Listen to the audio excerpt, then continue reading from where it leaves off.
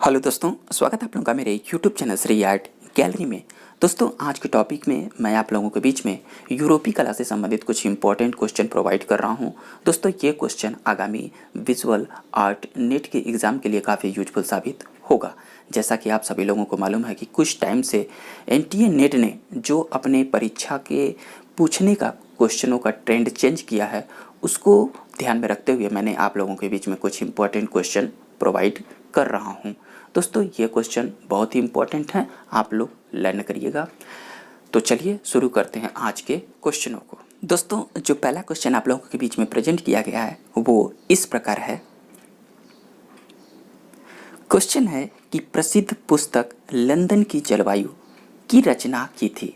जी दोस्तों, ये बहुत ही फेमस पुस्तक है लंदन की जलवायु अर्थात द क्लाइमेट ऑफ लंदन। ये पुस्तक ल्यू होवार्ड के द्वारा लिखी गई थी और ये बहुत ही फेमस पुस्तक मानी जाती है, तो आप लोग ध्यान दीजिएगा। नेक्स्ट क्वेश्चन है कि डिडो बिल्डिंग कॉर्थेज किसकी प्रसिद्ध पेंटिंग है। दोस्तों, वेरी वेरी इंपॉर्टेंट है। ये डिडो बिल्डिंग कॉर्थेज जो पेंटिंग है ये JMW टर्नर के द्वारा निर्मित की गई थी। JMW टर्नर के बारे में आप लोगों को बताना चाहते हैं कि JMW टर्नर जो थे, जिनका पूरा नाम था जोसेफ मिलार्ड विलियम टर्नर। दोस्तों, ब्रिटिश भूदृश्यकारों में एक प्रतिभाशाली कलाकार के रूप में जाने जाते हैं टर्नर। और टर्नर जो थे ये ब्रिटिश रोमांसवादी कलाकारों में बहुत ही फेमस माने जाते हैं। साथ ही साथ आप लोगों को यहाँ पे जानना होगा कि जो टर्नर थे, इनका जो जन्म होता है वो लंदन में एक नाई के परिवार में होता था और 23 अप्रैल 1775 ईस्वी का इनका जन्म हुआ था। दोस्तों, ये बहुत ही फेमस जो पेंटिंग है डिडो बिल्डिंग कॉर्थेज, इसको टर्नर ने कैनवास पर तैल रंग से निर्मित किया था और वर्तमान में ये जो पेंटिंग है वो नेशनल गैलरी लंदन में सुरक्षित है, तो आप लोग ध्यान दीजिएगा। नेक्स्ट क्वेश्चन है कि किस देश में यथार्थवाद अर्थात रियलिज्म का आरंभ हुआ था। दोस्तों, यथार्थवाद का जो आरंभ होता है वो फ्रांस में होता है। आप सभी लोगों को मालूम है जो फ्रांस था बहुत ही फेमस कला का क्षेत्र माना था। तो ये जो यथार्थवाद था एक कला आंदोलन था और इसका जो आरंभ होता है फ्रांस में वो 1850 के दशक के उत्तरार्ध में होता है। अर्थात हम कह सकते हैं कि जो रियलिज्म थी इसका आरंभ जो होता है फ्रांस में 19वीं शताब्दी के आरंभ उत्तरार्ध में देखने को मिलता है। साथ ही साथ आप लोगों को यहाँ पे बताना चाहते हैं कि रियलिज्म ये जो कला आंदोलन था ये रोमांसवाद की प्रतिक्रिया के फलस्वरूप ही प्रारंभ हुआ था। और रोमांसवादी कलाकारों में अक्सर जो एक क्वेश्चन पुटअप होता है कि रोमांसवाद का एक प्रसिद्ध कलाकार जो गुस्ताव कुर्बे था, उसके द्वारा एक निर्मित जो पेंटिंग है वो अक्सर एग्जाम में क्वेश्चन पुटअप होता है। तो वो गुस्ताव कुर्बे की निर्मित जो एक पेंटिंग है स्टोन ब्रेकर, जिसको गुस्ताव कुर्बे ने 1851 ईस्वी में कैनवास पर तैल रंग से निर्मित किया था, अक्सर क्वेश्चन पुटअप होता है। तो गुस्ताव कुर्बे जो थे वो रियलिज्म के बहुत ही फेमस कलाकार माने जाते हैं, तो आप लोग ध्यान दीजिएगा। नेक्स्ट क्वेश्चन है कि प्रसिद्ध कृति कुमारी का लड़कपन किसकी रचना है। दोस्तों, बहुत ही इंपॉर्टेंट पॉइंट है। ये जो कुमारी का लड़कपन ये जो पेंटिंग है ये रोजेटी के द्वारा निर्मित की गई थी। आप सभी लोगों को बताना चाहते हैं कि रोजेटी का जो जन्म होता है वो इटली में होता है और इनके पिता जो थे एक प्रसिद्ध कवि थे, तो आप लोग ध्यान दीजिएगा। नेक्स्ट क्वेश्चन की अगर बात करें, क्वेश्चन है कि बोटिंग पार्टी का लंच। दोस्तों, बहुत ही इंपॉर्टेंट ये पॉइंट है, आप लोग बहुत ही सावधानीपूर्वक इन क्वेश्चनों को देख लीजिएगा। अर्थात हम कह सकते हैं कि लंचियन ऑफ द बोटिंग पार्टी ये बहुत ही फेमस कृति है और जो इस कृति का निर्माण किया था वो थे रेनवा। रेनवा के बारे में आप सभी लोगों को जानते हैं कि रेनवा जो थे वो प्रभाववाद के प्रसिद्ध कलाकारों में से एक माने जाते हैं। दोस्तों, रेनवा के बारे में आप लोगों को बताना चाहते हैं कि जो अगस्त रेनवार थे, इनका जो जन्म होता है वो फ्रांस के लिमोज में हुआ था। और कब हुआ था?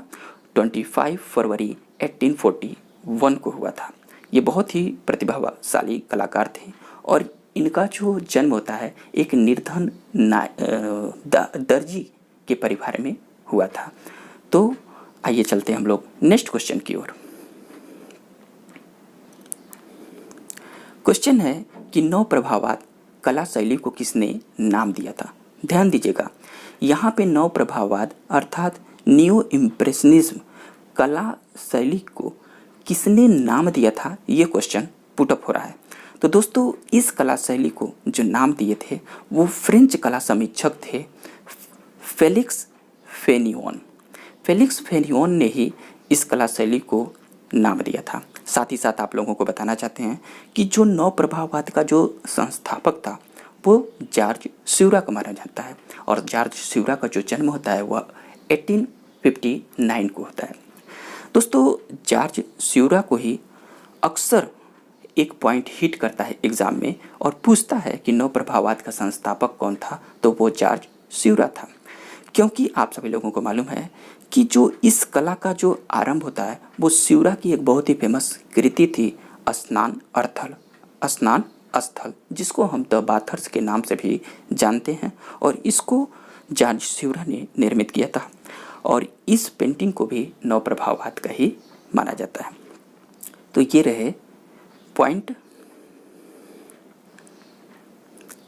नेक्स्ट क्वेश्चन है कि पोर्ट्रेट ऑफ पिकासो शीर्षक किसकी रचना है। वेरी इंपॉर्टेंट पॉइंट है दोस्तों।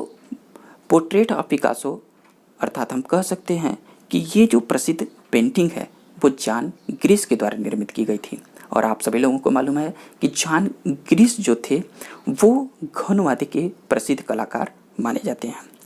दोस्तों साथ ही साथ आप लोगों को यहाँ पे ये बताना चाहते हैं कि जो जॉन ग्रिस थे इनका जन्म स्पेन के मैड्रिड में 23 मार्च 1887 को हुआ था और जॉन ग्रिस के द्वारा ये जो पेंटिंग है पोर्ट्रेट ऑफ पिकासो इसको उन्होंने कैनवास पर तैल रंग से निर्मित किया था। आइए चलते हैं हम लोग नेक्स्ट क्वेश्चन की ओर।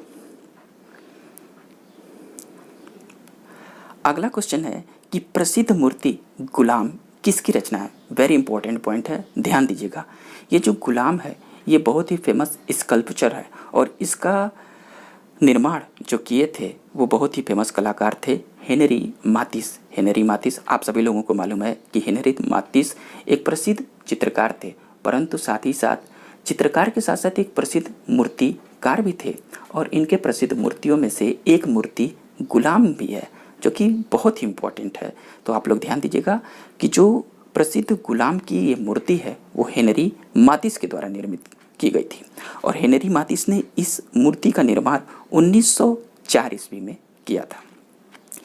दोस्तों हेनरी मातिस का जो जन्म होता है वो फ्रांस के लकातो में 31 दिसंबर 1869 को हुआ था और साथ ही साथ आप लोगों को बताना बहुत इम्पोर्टेंट है कि हेनरी मातिस से रिलेटेड अक्सर क्वेश्चन पुटअप होते रहते हैं, तो ध्यान दीजिएगा।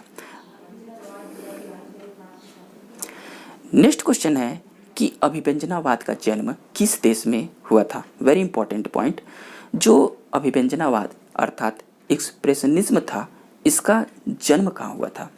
तो आप लोगों को मालूम है कि जो अभिव्यंजनावाद का जो आरंभ होता है वो 20वीं शताब्दी में हुआ था और कहाँ पे हुआ था, जर्मनी में। अक्सर क्वेश्चन पुटअप होता है कि एक्सप्रेशनिज्म अर्थात अभिव्यंजनावाद का जन्म कहाँ हुआ था, तो जर्मनी में हुआ था और कब हुआ था, तो 20वीं शताब्दी में हुआ था। साथ ही साथ यहाँ पे ध्यान देने वाली बात है कि जो अभिव्यंजनावाद शब्द था इसको किसने दिया था। तो वेरी वेरी इंपॉर्टेंट पॉइंट है। अभिव्यंजनावादी शब्द जो दिए थे वो दिया गया था 1910 ईस्वी में। किसके द्वारा, एंटोनिन मटजेक के द्वारा दिया गया था। वेरी इंपॉर्टेंट पॉइंट, एंटोनिन मटजेक के द्वारा अभिव्यंजनावादी शब्द दिया गया था। दोस्तों नेक्स्ट जो पॉइंट है वो है कि प्रसिद्ध कृति ट्यूटरिंग मशीन किसकी रचना है। दोस्तों जो ट्यूटरिंग मशीन है ये वेरी वेरी इंपॉर्टेंट पॉइंट है। ये प्रसिद्ध जो कृति है वो पाल क्ली के द्वारा निर्मित की गई थी। ये वेरी इंपॉर्टेंट पॉइंट है। दोस्तों ट्यूटरिंग मशीन को पॉल क्ली ने निर्मित किया था 1922 ईस्वी में। और ध्यान दीजिएगा, इस पेंटिंग को पॉल क्ली ने वाटर कलर में निर्मित किया था। दोस्तों, पॉल क्ली जो थे वो अभिव्यंजनावादी कलाकारों में से बहुत ही फेमस कलाकार माने जाते हैं और इनका जो जन्म होता है वो स्विट्जरलैंड के बर्न में हुआ था। और कब हुआ था? तो 18 दिसंबर 1879 ईस्वी को स्विट्जरलैंड के बर्न में हुआ है और ये अभिव्यंजनावाद के प्रसिद्ध कलाकार माने जाते हैं। दोस्तों, ये रहे हैं आज के कुछ इम्पोर्टेंट पॉइंट जो कि मैंने आप लोगों के बीच में यूरोपीय कला से संबंधित कुछ इम्पोर्टेंट पॉइंट शेयर किए। अगर वीडियो पसंद आ जाए तो प्लीज़ लाइक कर दीजिएगा और जो भी दोस्त इस चैनल को पहली बार वॉच कर रहे हैं प्लीज़ चैनल को सब्सक्राइब कर लीजिए और अपने दोस्तों में शेयर कर दीजिएगा।